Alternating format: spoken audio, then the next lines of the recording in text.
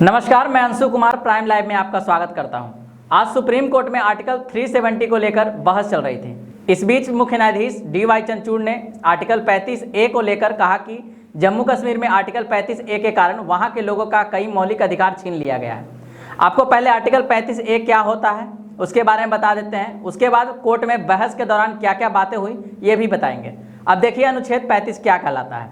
अनुच्छेद 35A जो कि अनुच्छेद 370 का ही विस्तार है, राज्य के अस्थायी निवासियों को परिभाषित करने के लिए जम्मू कश्मीर राज्य की विधायिका को शक्ति प्रदान करता है और उन अस्थायी निवासियों को विशेषाधिकार प्रदान करता है तथा राज्य में अन्य राज्यों के निवासियों को कार्य करने या संपत्ति के स्वामित्व की अनुमति नहीं देता है। अनुच्छेद 35A से जम्मू कश्मीर के लिए अस्थायी नागरिकता के नियम और नागरिकों के अधिकार तय होते थे। 14 मई 1954 के पहले जो कश्मीर में बस गए थे उन्हीं को अस्थायी निवासी माना जाता था। जो जम्मू कश्मीर का अस्थायी निवासी नहीं था, राज्य में संपत्ति नहीं खरीद सकता था। अब आपको खबर बताते हैं। सुप्रीम कोर्ट में धारा 370 को चुनौती देने वाली याचिकाओं पर सुनवाई हो रही है। बीते 24 अगस्त को केंद्र ने इस संदर्भ में अपना पक्ष अदालत के समक्ष प्रस्तुत किया था। वही आज फिर से अदालत में इस पर सुनवाई हो रही है। वही सुनवाई के दौरान मुख्य न्यायाधीश DY चंद्रचूड़ की ओर से आर्टिकल 35A को लेकर बड़ा बयान सामने आया है। आइए आगे आपको इसके बारे में विस्तार से बताते हैं। सुप्रीम कोर्ट में अनुच्छेद 370 की सुनवाई के दौरान चीफ जस्टिस ऑफ इंडिया यानी CJI DY चंद्रचूड़ ने एक बड़ी टिप्पणी की है। उन्होंने सुनवाई के दौरान कहा कि अनुच्छेद 35A ने नागरिकों के कई मौलिक अधिकारों को छीन लिया है। इसने नागरिकों से जम्मू कश्मीर में रोजगार, अवसर की समानता, संपत्ति अर्जित करने के अधिकार छीना है। CJI ने आगे कहा कि राज्य के अधीन किसी भी कार्यालय में रोजगार या नियुक्ति से संबंधित मामलों में सभी नागरिकों के लिए अवसर की समानता, अचल संपत्ति अर्जित करने का अधिकार और राज्य सरकार के तहत रोजगार का अधिकार आता है। ये सब ये अनुच्छेद नागरिकों से छीनता है। ऐसा इसलिए भी क्योंकि ये निवासियों के विशेष अधिकार थे और गैर निवासियों के अधिकार से बाहर किए गए। उन्होंने कहा कि संवैधानिक सिद्धांत के अनुसार भारत सरकार एक एकल इकाई है, भारत सरकार एक शाश्वत इकाई है। आर्टिकल 35A पर मुख्य न्यायाधीश की अहम टिप्पणी है जिसे लेकर सियासी गलियारों में चर्चा का बाजार गुलजार हो चुका है। अब आपको बताते हैं कि कोर्ट रूम में इस टिप्पणी के बाद वकील के द्वारा क्या क्या दलीलें पेश की गई। SG तुषार मेहता ने कहा कि पहले की गलती का असर आने वाली पीढ़ियों पर नहीं पड़ सकता है। हमने 2019 में पिछली गलती को सुधार लिया है। इस पर CJI ने कहा कि एक स्तर पर आप सही हो सकते हैं। भारत का गणतंत्र एक दस्तावेज है जो जम्मू कश्मीर संविधान की तुलना में उच्च मंच पर है। लेकिन एक और बात है, यह है कि अपने यहाँ जताने की कोशिश की है कि जम्मू कश्मीर के संविधान सभा विधानसभा थी, लेकिन विधानसभा संविधान सभा नहीं है। यह सही नहीं हो सकता क्योंकि अनुच्छेद 238 संविधान सभा की मंजूरी के बाद ही विषयों को राज्य के दायरे में लाता है, इसलिए इसे केवल विधानसभा कहना सही नहीं हो सकता है। आपको बता दें कि अनुच्छेद 370 को हटाने को लेकर केंद्र सरकार की तरफ से सॉलिसिटर जनरल तुषार मेहता दलील रख रहे हैं। सॉलिसिटर जनरल तुषार मेहता ने कहा कि सभी मामलों को संशोधन के साथ लागू किया गया था।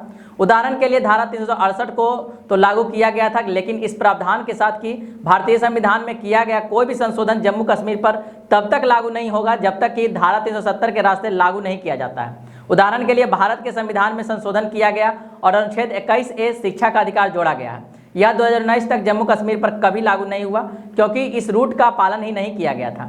इस पर CJI ने एक तीखा सवाल भी किया। CJI ने कहा कि इसी तरह आपने कहा था कि प्रस्तावना में 1976 में संशोधन किया गया था, इसलिए धर्मनिरपेक्षता और समाजवाद संशोधन को जम्मू कश्मीर में कभी नहीं अपनाया गया।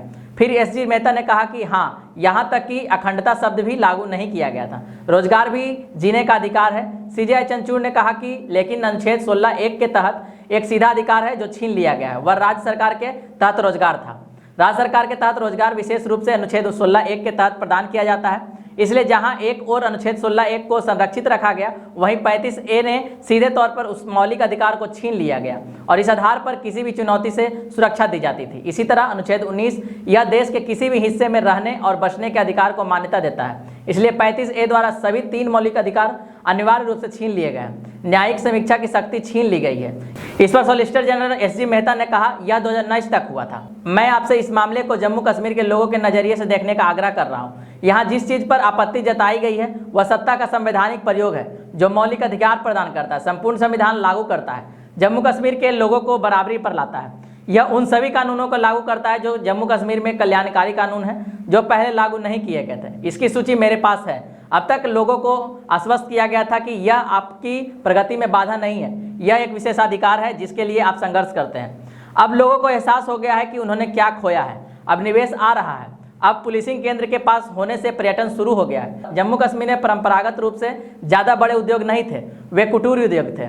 आय का स्रोत पर्यटन था। अभी 16 लाख पर्यटक आए हैं, नए नए होटल खुल रहे हैं, जिससे बड़ी संख्या में लोगों को रोजगार मिलता है। संविधान सभा उस अर्थ में कानून बनाने वाली संस्था नहीं है। जम्मू कश्मीर का संविधान केवल एक कानून के बराबर है। यह एक प्रकार का संविधान नहीं है जैसा कि हम समझते हैं। गवर्नेंस का डॉक्यूमेंट्स नहीं है।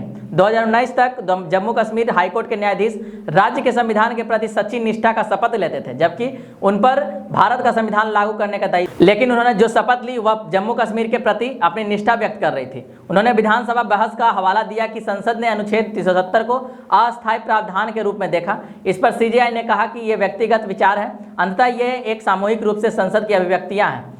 ये तो थी कोर्ट रूम के अंदर की बात। आपको क्या लगता है, सीजेआई डीवाई चंद्रचूड़ ने सही कहा या सॉलिसिटर जनरल तुषार मेहता ने? आप अपनी राय हमें कमेंट बॉक्स में दे सकते हैं। बाकी वीडियो पसंद आई हो तो वीडियो को लाइक करना ना भूलें और हर एक तरह की खबरों की जानकारी के लिए आप हमारे चैनल प्राइम लाइव को सब्सक्राइब कर सकते हैं और वीडियो को आगे फॉरवर्ड करना ना भूलें। वीडियो में बने रहने के लिए बहुत बहुत धन्यवाद।